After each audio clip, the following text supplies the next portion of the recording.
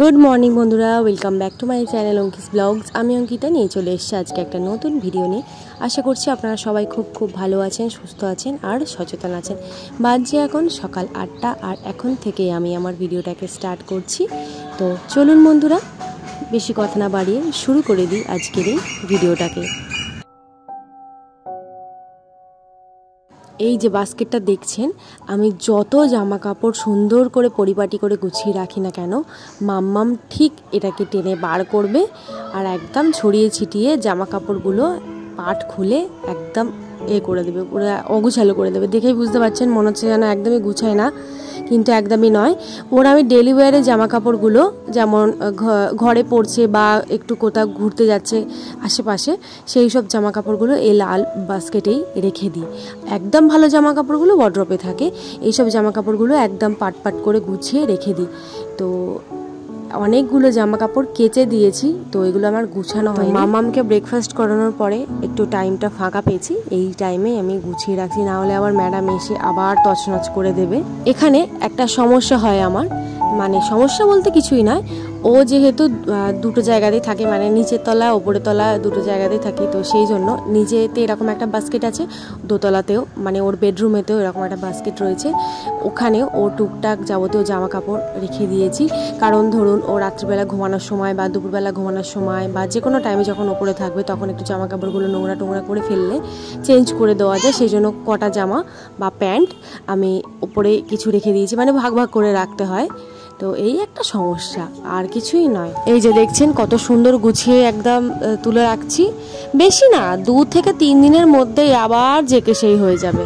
সব জিনিস এরকম গুছিয়ে পরিপাটি করে রাখলে মানে দেখতেও কিন্তু সুন্দর লাগে, তাই না? হিয়ার সেরেলাকটা শেষ হয়ে গেছিলো, তো বানাবো বলে তো বানাচ্ছি, যেকালে আপনাদের সাথে আবারও শেয়ার করে দিই, যারা জানেন না বা যারা দেখেননি। তো কিছুই নয়, ওটস দিচ্ছি, তারপরে দিলাম মাখানা দেওয়ার পরে আমি দিয়ে দিচ্ছি চিড়ে। এই 3টে উপকরণটাই সলিড, মানে একদম খেলে পেট ভর্তি হয়ে যায়। তো একদম ফাইন চিড়ে রয়েছে, মোটা চিড়ে, জেকে ব্র্যান্ড।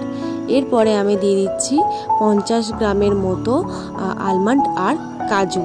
তো দিয়ে ভালোভাবে এটাকে ড্রাই রোস্ট করতে হবে। মাখানাগুলো কিন্তু এখন নরম, খেলে দাঁতে আটকে যাবে, কিন্তু যতক্ষণ না মুচমুচে হচ্ছে, ক্রাঞ্চি হয়ে যাচ্ছে, ততক্ষণ কিন্তু মিডিয়াম ফ্লেমে দিয়ে ড্রাই রোস্ট করতে হবে।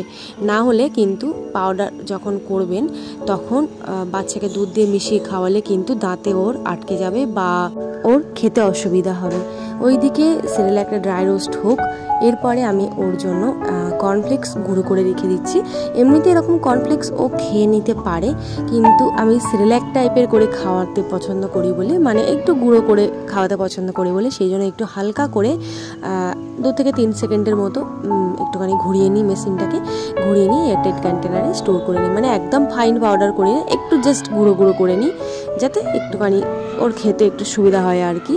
আমি মাম্মামের যেরকম খাবার তৈরি করি না কেন, সবই আমি এয়ারটাইট কন্টেনারে স্টোর করে রেখে দিই, সে ছোটো এয়ারটাইট কন্টেনার হোক বা বড় এয়ারটাইট কন্টেনার হোক। এতে কিন্তু খুবই ভালো থাকে বাচ্চাদের খাবার দাবারগুলো, কোনো রকমের কোনো হাওয়া ময়লা কোনো কিছুই ঢোকে না। তো আরও একটা সেরেলাক বানাই, এটা আমি অনেকবার শেয়ার করেছি, মুড়ি। এই মুড়িটা একটা ফাইন মুড়ি আছে, আর হচ্ছে 20 টাকার ছোলা ভাজা, মানে 100 গ্রামের মতো। তো ওই ছোলা ভাজা আর মুড়িটাকে একদম পাউডার করে নেবো, করে নিয়ে একটু চালনাতে চেলে নেবো, চেলে নিয়ে এটাকে এয়ারটাইট কন্টেনারে স্টোর করে রেখে দেবো। দুধ, কলা বা অ্যাপেল দিয়ে এটাকে খাওয়ানো যায়। দেখুন বন্ধুরা, আমার মেয়ে কেমন কাঁদছে। এখন বাইরে কত রোদ বেরিয়েছে, মামনি গেছে সবজি আনতে, ওকে নিয়ে যেতে হবে। রোদেতে গা হাত পা চিরবির করছে, আমরা বেরোতে চাইছি না, আর ওকে বের করবো না, ও বার হবে, মামনির সাথে ঘুরতে যাবে, আমার সাথে ঘুরতে যাবে। নিয়ে যাবো না, নিয়ে যেতে দিচ্ছি না বলে ওই জন্য রাগ দেখাচ্ছে, আমাকে মারছে, চুল ধরে কাঁদছে। আপনারা বলেন আমার মেয়ে নাকি খুব ভালো, গুড গালি, তো শুধু জামাইয়ের ওপরে খালি রাগ দেখায়, জেদ দেখায়, বলবে খালি লাগছে, ওর নাকি লাগে, আমরা নাকি ওকে লাগাই সবসময়, মারি ধরে। দেখ দুম ফটাস হয়ে যাবে এক্ষুনি, নামাবো না, না ছাড়বো না। এখন চলে এলাম রান্নাঘরে। মাম্মামের দুধটা একটু গরম করে ফ্রিজে রেখে দেবো। ফ্রিজে রেখে দিলে কি হয়, সন্ধ্যেবেলা যখন আমি ওকে খাওয়াবো ওই দুধের যে মালাইটা পড়ে যায় সেই মালাইটা আমি তুলে সাইড করে রেখে দিই ওর বাটার তৈরি করার জন্য। সেই জন্য একটু একদম আগে ভাগে দুধটা গরম করে রেখে দিই, যাতে ঠান্ডা হয়ে মালাই জমে। পুরো প্রসেসিংটা হতে একটু টাইম লাগে, সেই জন্য তাড়াতাড়ি করি। আর আরেকদিকে দুধটাই করছি, সেটা আমার বাপি খাবে বলে, বাপি ছানা খেতে ভালোবাসে, তো ওই ছানা কাটিয়ে দেবো বলে। এমনিতে ছানা কাটানোর পাউডার পাওয়া যায়, কিন্তু আমরা এই পাউডার ইউজ করি না, আমরা লেবুই ইউজ করি। মাম্মামকেও যখন আমি ছানা খাওয়াই তখন ওর জন্য আমি লেবু দিয়েই ছানাটা কাটাই। তো আজকে আমি খাওয়াইনি ওকে। তো এই দিকে বাপিরটা হয়ে গেলে তারপরে রান্না বসাবো। তো আগের ব্লগে আমাকে একজন জিজ্ঞাসা করেছেন যে মাম্মামকে আমি ঠান্ডা জলে স্নান করাচ্ছি কিনা। তো আমি আমার মাম্মামকে বলতে গেলে মার্চ মাস থেকে ঠান্ডা জলে স্নান করানো স্টার্ট করিয়েছি। এখন তো পুরোপুরিভাবেই স্নান করে, এখন আবার ও 2 বার করে স্নান করে। 2 বার বলছি কেন, স্নান ঠিক নয়, গা ধোয়। কারণ বিকেলবেলা খেলাধুলা করে ছাদেতে, পুরো গা ময় ধুলো মেখে ফেলে। আর ওই অবস্থায় তো ওকে করা যাবে না। আর যত ভালো করে না সাবান দিয়ে একটু গা টানা ধুয়ে দিলে পুরো গা হাত পা কিচকিচ করে, ওর নিজেই অস্বস্তিতে থাকতে পারে না। সেই জন্য ওকে ওই বিকেলবেলা টাইমেও একটুখানি গা ধুয়ে দিতে হয়, এতে কিন্তু ওর কোনো সমস্যা হয় না। মাম্মা হওয়ার পর থেকে, মানে বলতে গেলে অন্নপ্রাশনের পর থেকে আমার এত পরিমাণে চুল উঠছে তা বলার মতো নয়, মানে দেখলে না কান্না পেয়ে যাবে। এখন ওর 1.5 বছর বয়স হওয়ার পর থেকে চুল পড়াটা আমার কমেছে, অনেকটাই কমেছে। তো এবারে চুলটা তো পড়ে গেল, যা পড়ার পড়ে গেল, এবারে চুলটাকে তো আবার রিগ্রোথ করাতে হবে, তাই না? তো এবারে চুলের যত্ন নেওয়া শুরু করেছি, মানে একটু নিয়মিত চুলে তেল মাখছি, তারপর একটু চুলেতে মাসাজ করছি, তারপরে একটু প্যাক লাগাচ্ছি, মানে একটু ইউটিউবে রিসার্চ করে যা করছি আর কি। তো আমার চুলটা তো দেখছেন কেমন কাকের বাসা, পুরো একদম ফ্রিজি চুল। যতই যত্ন নিই না কেন ততই আমার এরকম ফ্রিজিই থেকে যায়। এটা আমার জন্মগত চুল, আমার বাবার থেকে আমি পেয়েছি। তো কিছুই করতে পারবো না, এই চুলটাকে নিয়েই আমাকে সারা জীবন চলতে হবে। তো এই চুলটাকে কিভাবে ম্যানেজ করা যায়, তো সেটাই আমি চেষ্টা করছি।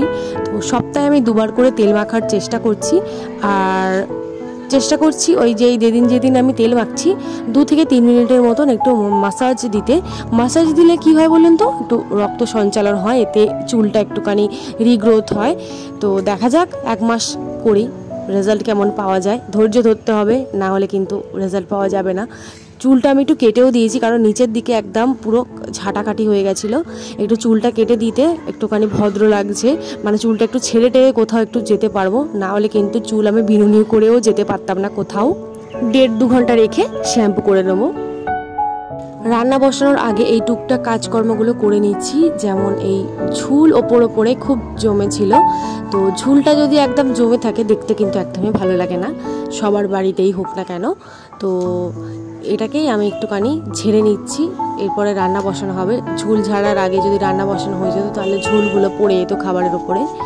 তো রান্না বসানোর আগে আমি এই কাজগুলো করে নিচ্ছি। শুধু রান্নাঘরেই নয়, একটু বারান্দা, একটু ঘর, এইসব জায়গাগুলো টুকটাক ঝেড়ে নিচ্ছি। মানে কিছুদিন আগেই পরিষ্কার করেছি, বলতে গেলে বেশ 1 মাস আগে থেকে পরিষ্কার করেছি। দেখলাম যে অতটাও নোংরা হয়নি, একটু ওপর ঝুলটা জমেছে। তো ওই ঝুলটাই ঝেড়ে নিলে ব্যাস তারপরে ঠিক হয়ে যাবে। স্নান টান করে চলে এসেছি। এই যে আজকে লাঞ্চ একদম সিম্পল হয়েছে, কলমি শাক ভাজা আর পটল আলু দিয়ে ডিমের ঝোল। সব একে একে খেতে বসবো এবারে। বাপি খাচ্ছে, বাপি খাওয়ার পরে তারপরে আমরা সবাই খেতে বসবো। তো এই ঘুম থেকে উঠে মাম্মামকে নিয়ে চলে এলাম ছাদে। আজকে একটু দেরি হয়ে গেছে, কারণ ও 5:30টার সময় ঘুম থেকে উঠেছে। তো ওকে একটুখানি না ছাদে নিয়ে এলে আবার হয় না, হলে কান্নাকাটি করে। তো যাই হোক বন্ধুরা, ভিডিওটা এখানেই শেষ করছি। আশা করছি আপনাদের ভিডিওটা ভালো লেগেছে। যদি ভিডিওটা ভালো লাগে অবশ্যই কিন্তু লাইক করে দেবেন, কমেন্টে জানাবেন যে কেমন লাগলো। আর আমাদের চ্যানেলটাকে প্লিজ সাবস্ক্রাইব করে দিতে ভুলবেন না। ফিরবো নতুন ভিডিও নিয়ে। ভালো থাকবেন, সুস্থ থাকবেন, ধন্যবাদ।